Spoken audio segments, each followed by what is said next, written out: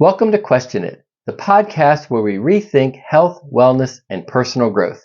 I'm Kevin, your host, chief inquisitor, and sometimes guinea pig, exploring fresh paths to a better life. Let's dive into today's episode and get started. Welcome back to another episode of Question It. And once again, we're going to take advantage of Google's Notebook LM, the AI, and revisit a video that I made a little while back about our habits and how so many of our habits are subconscious and they're not serving us. And we practice them again and again, and they're really just detracting from our life. They're not adding to our life. So I want to use this episode as a launching pad for more discussion. And I think that the AI does a pretty good job of summarizing the video that I posted a while back. So let's see what you think, and here's the AI interpretation. Have you ever felt like you're kind of stuck, like in a rut, repeating the same bad habits over and over again? Oh, yeah, definitely. Today, we're going to do a deep dive into something really fascinating. Unconscious habits. Uh-huh. And how those habits might be like secretly holding us back in life. Yeah. We're taking inspiration from Kevin R. Strauss's YouTube video, How to Ruin Your Life Unconsciously. Super eye-opening. It really is. Strauss's main idea revolves around this idea of practice, but not the way we usually think about it. Oh, okay. He's basically saying that every single action, thought, even just a feeling, if you repeat it enough, it creates a neural pathway in your brain. Interesting. Almost like you're carving, like a groove into a record. Okay, so the more you repeat something, the deeper that groove gets. Is that what you mean? Exactly. And just like a needle on a record, it's much easier to follow a deep groove. Right. Our brains, they naturally just fall into these well-worn pathways. That makes sense. But the problem is, even if the behavior is harmful, we keep doing it. Oh, wow. Because it's like our brain's default setting. Oh, that's a scary thought, actually. It makes you wonder how many of our actions are controlled by these unconscious patterns. I heard Strauss give some pretty good examples in that video. Like he talked about a kid who learns to deal with pain by having a tantrum. Yeah, that's a perfect example of how patterns you learn early on can really stick with you. Yeah. The child learns to associate throwing a tantrum with getting attention or maybe even relief from pain. Mm-hmm. So that behavior, it gets ingrained. Then later on, as an adult, when they face stress or emotional pain, what happened? guess what?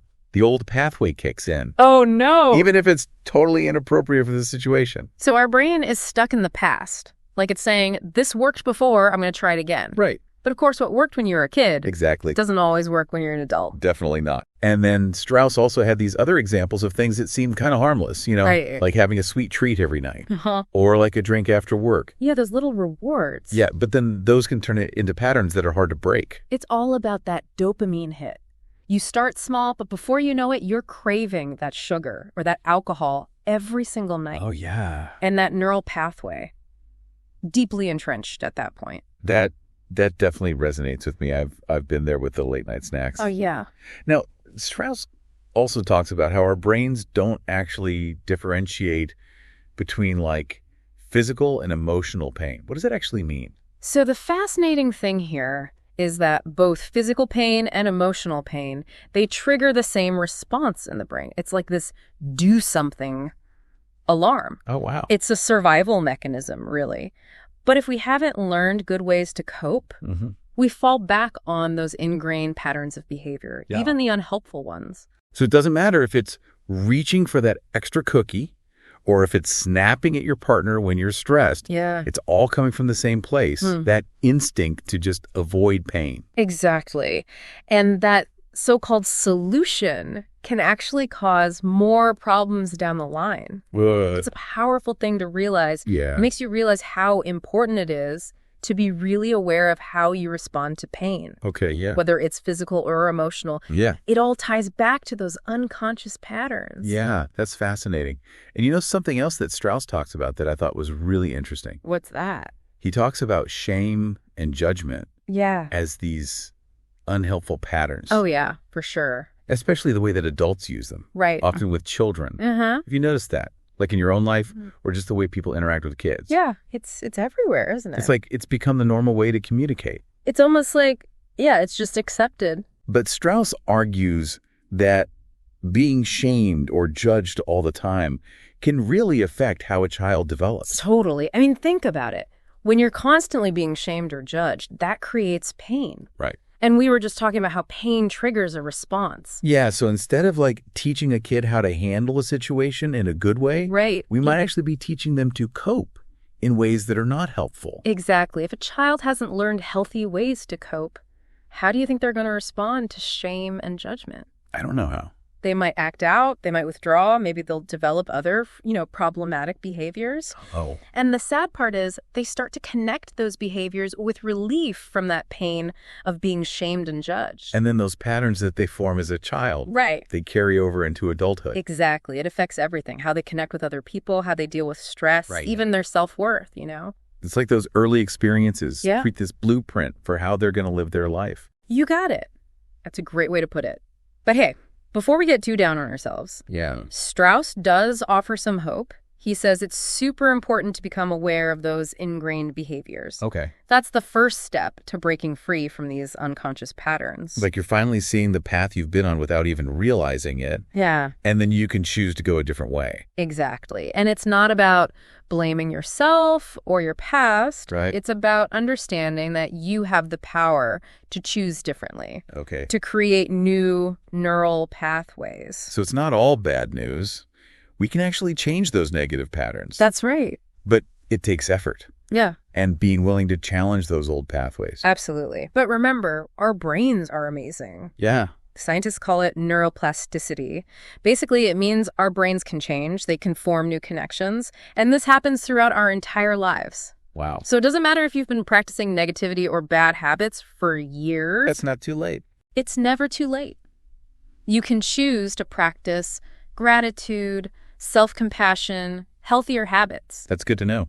So what does all this mean for our listeners? How can they use this information in their own lives? All right, let's get practical.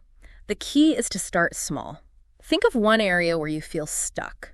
Maybe it's that late night snacking or that voice in your head that tells you you're not good enough. Oh, we all have that voice.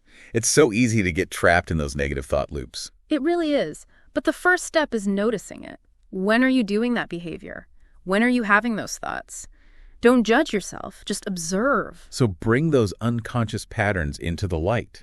Make them conscious. Exactly. And once you're aware of it, Yeah, what then? you can start making a conscious choice to do something different. So like if I'm reaching for the cookies at midnight, Yeah, instead of beating myself up about it, right.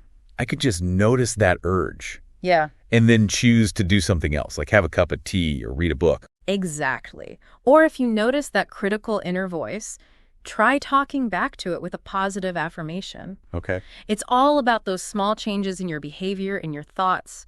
And over time, those changes reshape those neural pathways. I like that. It's like you're trading in an old bumpy dirt road for a smooth paved highway. I love that image. That's a better you. And remember, this is a process. It takes time to rewire those deep-seated patterns.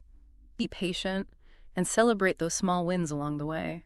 This deep dive has been like seriously eye-opening. Yeah. We've talked about unconscious practice, Yeah. how it affects us, and most importantly, how we can break free from those bad patterns. Right. And, make positive changes in our lives. I feel like I understand my brain so much better now. It's pretty amazing, isn't it? What Strauss is saying in his video, it reminds us that we have way more control than we think. It's not like we're just stuck with our past or our bad habits. We get to choose what we practice, what we focus on, Right. and ultimately who we become. So I want to leave our listeners with a final question to think about. Something inspired by Strauss's video. Okay. What's one small positive practice that you could commit to today just to start shifting those default patterns? Well, it could be anything, really. Anything that speaks to you and that you can actually do consistently. Yeah. Maybe it's spending 5 minutes each morning just thinking about things you're grateful for. Or maybe you start a journal to track your progress. Or maybe you just take a short walk every day to clear your head. Yeah. Even something as simple as swapping a sugary drink for a glass of water. Right. Those little things can make a big difference over time. It's all about choosing something that feels I don't know, manageable and enjoyable, right? I love that. So to our listeners, what seed are you going to plant today? Thanks for joining us on this deep dive. We'll see you next time. So what did you think of AI's interpretation of this video about habits that we have that are subconscious and not serving us?